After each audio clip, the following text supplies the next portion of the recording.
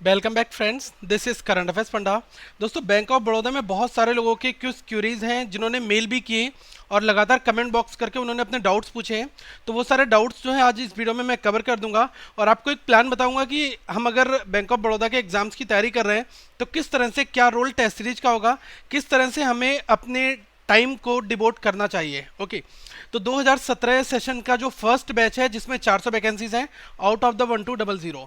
दोस्तों, ये total vacancies 1200 नहीं है, इसमें बैच बाई बैच तो 3 बैच डिवाइड किए गए हैं। ये ऑफिशियल नोटिफिकेशन में भी आप रीड कर सकते हैं। तो फर्स्ट बैच जो है उसका नोटिफिकेशन आया है और उसमें 400 वैकेंसीज के बारे में बताया गया है। अभी और भी कुछ चीज़ें हम आपको इस बारे में बताएंगे। आपने देखा होगा कि ये फॉर्म ऑलरेडी स्टार्ट हो चुका है 1 अप्रैल से, और लास्ट डेट जो है इस फॉर्म के रजिस्ट्रेशन की वो 1 मई 2017 है। तो आपने अगर इस बीच में नहीं भरा है तो आप भर दें। बहुत सारे डाउट हैं, उसको हम इस वीडियो में क्लियर भी करेंगे। और जो मेंस का एग्जामिनेशन है, जो आपका फाइनल एग्जाम होगा, वो होगा आपका 27 मई 2017 को। ओके, अल्टीमेटली अभी हमारे पास में लगभग अप्रॉक्स 1.5 मंथ्स का टाइम है। ओके, तो हम अपनी स्ट्रेटजी को उस तरीके से तैयार भी करेंगे। कुछ लोगों के ये डाउट था कि बेसिकली ये 1 साल का तो एक कोर्स होता है। ठीक है, मैं आपको बताना चाहूँगा 1 साल का ये कोर्स है और जिसमें आपसे जो बैंक है वो 3,45,000 रुपये, 3,45,000 ये आपसे लेगा। इसमें आपका फूड, एकोमोडेशन और कंप्लीटली फ़ी का चार्जेस होता है। ये फ़ी नॉन रिफंडेबल है, कभी भी आपको ये फ़ी रिफंड नहीं मिलेगा। जो आप कोर्स कर रहे हैं कि बैंकिंग का डिप्लोमा जो है आपका, ये बैंक ऑफ बड़ौदा के साथ में कर रहे हैं, तो ये रिफंडेबल नहीं होगा किसी भी कीमत पर। लेकिन क्या है कि जो ये अमाउंट है इसका लोन दोस्तों बैंक की ओर से आपको प्रोवाइड कर दिया जाएगा, कंप्लीट 100% लोन। तो जब बैंक ऑफ बड़ौदा में आपकी जॉब लग जाएगी उसके बाद में बैंक आपसे ईएमआई के बेसिस पर आप बैंक को ईएमआई से ये वाला लोन चुका सकते हैं। ओके, और दोस्तों 3 साल का यहाँ पर सर्विस बॉन्ड होगा। अगर आप इस बैंक को ज्वाइन करते हैं तो 3 साल एटलीस्ट आपको यहाँ पर देना होगा। अगर आप सर्विस बॉन्ड को ब्रेक करेंगे तो आपको बैंक के लिए कंपनसेशन देना होगा। फाइन, ये तो इन्वायरमेंट है। एक चीज़ और है कि यहाँ पर कमीशन ने, जो बैंक ऑफ बड़ौदा का रिक्रूटमेंट डिपार्टमेंट है, उसने एक चीज़ मेंशन कर दिया है, the fees for this course will be 3,45,000, जिसमें आपका ये लॉज, कोर्स, बोर्डिंग, ये सारी चीज़ें हैं, plus service tax is applicable to be paid by the students from the year 2014-15 for batches joining after September 2014। दोस्तों, जो सितंबर 2014-15 के बाद के बैचेस हैं उनके लिए सर्विस जो इनका चार्ज है, सर्विस टैक्सेस हैं, ये भी एप्लीकेबल है। ओके, तो ये कम्प्लीटली आपका 4 lakhs का आप मान के चलेगा और ये आपका पूरा का पूरा लोन आपका हो जाएगा। और आपको जो चुकाना होगा जब आपकी जॉब लग जाएगी उसके बिहाफ पर आपको ईएमआई के बेसिस पर आप इसको पे कर सकते हैं। ठीक है, ये चीज़ इसमें बताया गया है। और कंसेशनल रेट ऑफ इंटरेस्ट है जिसके बारे में भी यहाँ पर जिक्र किया है, तो आप इस चीज़ को दोस्तों पढ़ सकते हैं। ठीक है, बॉन्ड जो है वो 3 साल का बॉन्ड है, ये मैं आपको यहाँ पर मेंशन कर दे रहा हूँ। ये सारी इन्फॉर्मेशन जो बैंक ऑफ बड़ौदा की ऑफिशियल वेबसाइट है वहाँ पर मेंशन किया गया है। एक डाउट और भी था कि स्टिपेंड क्या मिलेगा क्या नहीं मिलेगा। तो दोस्तों, इसमें सीधी बात ये कही गई है कि 9+3 का सीन आप समझ लीजिएगा कि टोटल 12 महीने का आपका कोर्स है।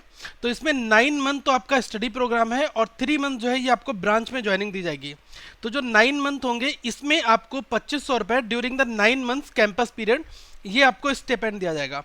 स्टिपेंड का मतलब होता है एक तरह से भत्ता कह सकते हैं आप इसको, और ये आपको दिया जाता है जैसे आप कोई इंटर्नशिप करते हैं तो वहाँ पर भी आपको स्टाइपेंड दिया जाता है। ठीक है, तो ये उसके इक्विवेलेंट ही एक तरह से होता है। फाइन, और जब आप फाइनली 3 मंथ के लिए एज अ प्रोविजन पीरियड कह सकते हैं या फिर जब आप वहाँ पर ज्वाइन करते हैं तो आपको एक 10,000 का अमाउंट जो है ये डिसाइड किया जाता है, ये आपको दिया जाता है। ओके, उसके बाद दोस्तों जब 1 साल आपका हो जाता है और 1 साल के बाद जब आप, जैसे ये 9+3 आपका डिपेंड हो जाएगा, ये फिनिश होगा, इसके बाद में आप जब बैंक को ज्वाइन करोगे तो आपको प्रॉपर जो आपका पे स्केल होगा उसके अकॉर्डिंग आपको सैलरी डिसाइड की जाएगी। फाइन, और भी दोस्तों बहुत सारी इंसेंटिव्स और अदर फैसिलिटीज़ भी होती हैं, ये आप सारी चीज़ें वेबसाइट पर पढ़ सकते हैं। इसमें लिखा है Bank of Baroda will give away prizes for the best student in the course. जो स्टूडेंट्स बेस्ट होगा इस कोर्स में, जिसकी परफॉर्मेंस बहुत अच्छी होगी, बहुत सारे ग्रेडिंग सिस्टम भी हैं वहाँ पर, A+, B+, A++। तो ये सारी चीज़ें आप जो बैंक ऑफ बड़ौदा की वेबसाइट है वहाँ से जाकर भी ये चीज़ें देख सकते हैं। तो इसमें ये गिव अवे है। ओके, और यूनिफॉर्म भी प्रोवाइड की जाएगी, ब्लेजर काइंड ऑफ, ये जो रूल्स होते हैं कॉलेज लाइफ के उस तरह से कुछ कुछ ये है, but ultimately it's a good plan. मैं आपको बताना चाहूँगा कि क्यों आपको इसको ज्वाइन करना चाहिए। देखिए, अगर अभी की बात की जाए तो आने वाले टाइम पर दोस्तों जो नंबर ऑफ वैकेंसीज हैं वो हर बार कम होती लगातार जा रही हैं। तो अगर इसमें आपको अपॉर्चुनिटी मिलती है और आप इसको ज्वाइन कर लेते हो तो ये 4 lakhs is not a big amount, ये बहुत बड़ा अमाउंट नहीं होता है। लेकिन आप जब इसको ज्वाइन कर लोगे और इसको आप जब ज्वाइन करने के बाद में आपको सैलरी मिलनी स्टार्ट हो जाएगी तो ये सबसे बेस्ट थिंग होगी। इसलिए मैं कह रहा हूँ कि अपॉर्चुनिटीज़ आपको बार बार नहीं मिलेंगी, कोई भी मिलती है, एक सिंगल जॉब भी अगर आपको मिलती है, क्योंकि इसमें आपके एफर्ट्स ही काम देंगे और किसी भी तरीके का कोई भी जैसा ऐसा नहीं है कि आपकी फाइनेंशियल सिचुएशन अच्छी नहीं है तो आपको मिल जाए। अगर दोस्तों आप अगर आपकी फाइनेंशियल सिचुएशन अच्छी नहीं है तो आपको बैंक जॉब देने से मना कर दे या फिर आपका लोन सेशन ना हो, ऐसा बिल्कुल भी नहीं है। अगर आपने एग्जाम क्वालिफाई किया, जीडी आपने दे दिया, इंटरव्यू दे दिया, आप फाइनल सिलेक्शन हो गए तो आपके डॉक्यूमेंट और आपकी एबिलिटी के बेसिस पर बैंक आपको लोन दे देगा। फाइन, ये बैंक का कहना ऐसा है। एक चीज और है कि जो वैकेंसी का अपडेट मैंने आपको बता दिया कि 400 है, इसमें सीधा लिखा है 3 batches of the students will be inducted into the bank of Baroda Manipal school of banking through this current selection exercise 2017-18। तो अभी ये मान के चलिए कि जो रिक्रूटमेंट ये साइकिल है इसमें केवल 400 वैकेंसीज ही हैं। अब आ जाते हैं कि बहुत सारे लोगों का परसेंटेज क्राइटेरिया वाला डाउट है, उसको भी हम दूर करते हैं। अब देखो एज क्राइटेरिया में सीधा सीधा उन्होंने ये कहा है कि मिनिमम एज 20 होनी चाहिए, मैक्सिमम एज 28 ईयर्स होनी चाहिए। ये दो चीज़ें आपको समझ में आ गई होंगी कि candidate must have been born between 2 April 1989 to the 1 April 1997। Okay, तो ये तो रहा क्राइटेरिया। अब जो परसेंटेज का क्राइटेरिया, कुछ लोगों ने कहा है कि मैंने ग्रेजुएशन भी किया है और पोस्ट ग्रेजुएशन भी किया है, तो मेरे यहाँ पर जो है ये 54% है या फिर 53% है, लेकिन यहाँ पर मेरे 60% है, तो क्या मैं फॉर्म फिल कर सकता हूँ? बिल्कुल नहीं, क्योंकि यहाँ पर सीधा इन्होंने मेंशन किया है कि मिनिमम एजुकेशनल क्वालिफिकेशन जो क्या है वो है डिग्री, मतलब कि ग्रेजुएशन। और ग्रेजुएशन किसके साथ पास होना चाहिए? 55% के साथ आपको ग्रेजुएशन पास करना चाहिए। केवल SC ST PWD को छोड़कर जो SC ST के कैंडिडेट्स हैं उनके लिए 50% ग्रेजुएशन में होने जरूरी है, या फिर आपने किसी अदर यूनिवर्सिटी से ग्रेजुएशन के इक्विवेलेंट कोई और भी चीज ली हो। ओके, तो जैसे क्या होता है कभी कभी 3 साल का डिप्लोमा होता है वो भी ग्रेजुएशन के इक्विवेलेंट में आ जाता है, और डिग्री जो होती है आपकी वो भी इक्विवेलेंट आ जाती है। लेकिन जो ग्रेजुएशन प्लस पोस्ट ग्रेजुएशन के कॉम्बिनेशन की कोई भी दोस्तों यहाँ पर बात नहीं की गई है, तो आप इस केस में यहाँ पर फॉर्म नहीं फिल कर सकते, ऐसा मेरा मानना है। क्योंकि यहाँ पर स्पेसिफाई किया है degree with minimum 55% marks in any discipline from a recognized university or equivalent qualification as such recognized by the central government, या फिर उसके गवर्नमेंट में। जैसे कुछ यूनिवर्सिटीज़ क्या है, कुछ लोगों ने इग्नो से किया होगा और कुछ लोगों ने क्या है कि डायरेक्ट किसी प्राइवेट यूनिवर्सिटी जैसे कि या तो गवर्नमेंट यूनिवर्सिटी से किया होगा, जैसे कि यूपीटीयू के कुछ स्टूडेंट्स होंगे या स्टेट बोर्ड यूनिवर्सिटीज़ होंगी वहाँ से होंगे।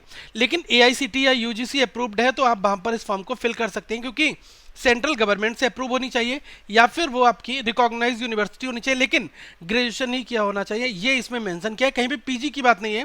तो ये वाला डाउट आपका आई होप क्लियर हो गया। अगर आपके ग्रेजुएशन में 54.99% मार्क्स भी दोस्तों बनते हैं, लेस देन 55%, तो आप इस फॉर्म को फिल नहीं कर सकते। अगर आप जनरल कैंडिडेट हैं और अगर आप SC ST में आते हैं तो 50% होने चाहिए या फिर इससे ऊपर होने चाहिए, लेकिन इससे कम पर काम नहीं चल पाएगा। जो SC ST का कैंडिडेट होगा 49.9% जो है इसको भी ट्रीट किया जाएगा लेस देन 50%। आई होप ये डाउट दोस्तों आपका क्लियर हो गया होगा। अब आगे बात करते हैं जो एग्जाम स्ट्रक्चर है, इसमें एक आता है साइकोमेट्रिक टेस्ट। क्या होता है इसकी बात मैं आपको बताना चाहूँगा कि ये बेसिकली क्या है, लेकिन ऑनलाइन एग्जामिनेशन जैसे ही होगा वैसे ही आपका डिस्क्रिप्टिव भी हो जाएगा। डिस्क्रिप्टिव दोस्तों ऑनलाइन होगा, इसके ऊपर मैं आपको बहुत सारे कंटेंट दूंगा कि डिस्क्रिप्टिव की तैयारी कैसे की जाए। और जो आपका साइकोमेट्रिक टेस्ट है ये कम्प्लीटली एक तरह से कहा जाए क्वालिफाइंग इन नेचर कह सकते हैं, मतलब इसका इम्पैक्ट किसी भी तरीके से आपके फाइनल रिजल्ट पर नहीं पड़ने वाला। ठीक है, ये मैं बता रहा हूँ क्यों होता है, इसके बारे में भी मैं आपको जानकारी दूंगा। फिर उसके बाद में GD इंटरव्यू है हमारा, तो उसके बाद जो आपकी लिस्ट आएगी फिर आप बैंक ऑफ बड़ौदा के बैंकिंग जो कोर्स है इसके लिए आप फाइनल कैंडिडेट बन सकते हैं, अगर आपने ये सारे फेजेस को सक्सेसफुली क्लियर कर लिया तब। ओके, अब आ जाते हैं एग्जाम का पैटर्न। आई होप सबको पता होगा कि इंग्लिश, क्वांट, रीजनिंग और जनरल अवेयरनेस जो है ये सारे 50-50 क्वेश्चंस होंगे, 50-50 नंबर के होंगे। टाइम जो है वो दोस्तों आपको 60x2 मतलब कि 120 मिनट का टाइम दिया जाएगा, 2 घंटे का टाइम है। ओके, और कोई ऐसा नहीं है कि आपको एक ही सेक्शनल वाइज टाइम दिया जाएगा कि 35 मिनट कंपोजिट टाइम है। आप इस सेक्शन से इस सेक्शन पर स्विच कर सकते हैं, यहाँ से यहाँ, यहाँ से यहाँ। फाइन, तो ये चीज़ें हैं। और निगेटिव मार्किंग तो आपकी है। अब आ जाते हैं कि जो 30 मिनट का आपको टाइम दिया जाएगा 50 मार्क्स के लिए दोस्तों, उसमें लेटर राइटिंग और ऐसे होगा। इसकी मैं आपको लिस्ट दे दूंगा कि कौन से बहुत ही इंपॉर्टेंट टॉपिक हैं जिनको आपको तैयार करना चाहिए। ऐसे हैं तो आप एक तरह से आर्टिकल को रीड कर लेंगे तो आपको ऐसे का कंटेंट मिल जाएगा, और ऐसे का एक सर्टेन स्ट्रक्चर होता है जो हमें फॉलो करना होता है ताकि हम उस चीज़ को वहाँ पर समझ सकें। फाइन, अब इसके बाद आपका इंटरव्यू का मुद्दा बचता है, ठीक है, जीडीपीआई, ये चीज़ें आ जाती हैं। अब साइकोमेट्रिक टेस्ट क्या है उसका मैं आपको एग्जांपल बता रहा हूँ दोस्तों। ये आपकी बेसिक मेंटल एबिलिटी को चेक करने के लिए होता है कि आपकी थिंकिंग क्या है। ओके, आप कॉर्पोरेट वर्ल्ड में जाने वाले हैं और आप एक जनरल पर्सपेक्टिव को किस तरह से सोचते हैं। कोई भी आपको एक जनरल चीज़ दे दी जाएगी, फाइन, किसी भी तरीके का कोई भी एक सोशल इश्यूज हो सकता है। जैसे हमने जो लॉजिकल के क्वेश्चंस बनाए थे, कोर्स ऑफ एक्शन, ये तो उसमें क्या है कि कुछ ऐसी चीज़ें हैं जो आपको एक एज अ मैनेजर पोस्ट पर आप जाने वाले हैं तो आपको किस पॉइंट से देखनी चाहिए। फाइन, ये मैटर करता है साइकोमेट्रिक टेस्ट में। तो इसमें क्या है कि आपके क्वेश्चंस जो हैं वो दिए होंगे। जैसे सपोज करें कि आपको 50 क्वेश्चंस पूछे गए। ओके, एक सैंपल क्वेश्चन मैं बात कर रहा हूं, there will be a single examination for all the government exams. अगर ये स्टेटमेंट लिखा है तो बहुत सारे लोग इससे डिसएग्री हो सकते हैं, कुछ लोग इससे एग्री हो सकते हैं, फाइन, कुछ लोग न्यूट्रल हो सकते हैं। लेकिन अगर कोई भी एक ऐसा डिसीजन जो गवर्नमेंट ऑफ इंडिया ने लिया है तो वो डिसीजन मोस्ट प्रोबेबली ये रहता है कि वो आपके वेलफेयर के लिए लिया जाए। अगर गवर्नमेंट ने ऐसा सोचा है कि एक सिंगल एग्जामिनेशन होना चाहिए, ओके, ऐसा मैं एक एग्जाम्पल के तौर पर बता रहा हूँ, ये कोई ऑफिशियल नोटिफिकेशन नहीं है, तो आप प्लीज़ इस चीज़ के लिए कमेंट मत करना कि कब से ये होने वाला है या फिर क्या न्यूज़ है। इसका कोई भी लेना देना इससे नहीं है, जस्ट लाइक अ स्टेटमेंट है। फाइन, अगर कमीशन ने कोई भी रूल्स, लॉज, रेगुलेशंस बनाए हमारे लिए तो वो क्या है कि आपके लिए कभी सूट कर सकते हैं, कभी सूट नहीं कर सकते। फाइन, लेकिन आपकी राय जो है वो एक जेन्युइन जेनरिक होनी चाहिए। फाइन, तो इसमें कहा है कि there will be a single exam for all the government exams. तो कुछ लोग कहेंगे strongly agree, disagree, neutral, agree या फिर डिसएग्री या स्ट्रांगली डिसएग्री। तो ठीक है, तो कोई प्रॉब्लम नहीं। लेकिन अगर इसी क्वेश्चन को किसी और तरीके से घुमाकर पूछा है, ठीक है, तो आपने वहां पर एक जगह आपने डिसएग्री किया, एक जगह आपने एग्री कर दिया, तो फाइन, तो इससे कुछ एक आपका एक रेट पता चलता है कि आप कहां पर लाई करते हैं। फाइन, तो इस टेस्ट का कोई भी वैल्यू नहीं है एक तरह से, क्योंकि आपके सिलेक्शन में इसका कोई रोल नहीं है।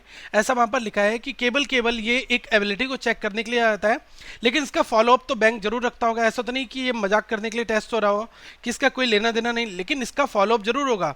ओके, तो आप बिल्कुल ये ध्यान रखना कि अगर क्वेश्चंस रिपीट होते हैं तो आप option A, B, C, D इस तरह से मत लगाना। अगर कहीं पर कोई क्वेश्चन रिपीट भी हो जाता है तो आपने जो ऑप्शन पहले लगाया हो वही ऑप्शन आपने नेक्स्ट टाइम भी लगाया। इस चीज़ का दोस्तों ध्यान रखना है। फाइन, अब मैं स्टडी प्लान के लिए अगर आपको बताना चाहूँ तो देखिए, हर एक एग्जामिनेशन में हम लोग सिलेबस का जिक्र करते हैं, लेकिन सिलेबस से ज़्यादा इंपॉर्टेंट क्या रहता है कि हमारे टेस्ट पेपर्स की कितने हमने टेस्ट पेपर्स सॉल्व किए। दोस्तों मैं हमेशा आपके लिए यही बात बताता हूँ कि आजकल के एग्ज़ाम जो हैं वो क्या है कि कम्प्लीटली कंप्यूटर एग्जामिनेशन फ्रेंडली हो चुके हैं। ओके, अगर आपने जितनी प्रैक्टिस की है उसके हिसाब से ही आपका सिलेक्शन मैनेज होता है।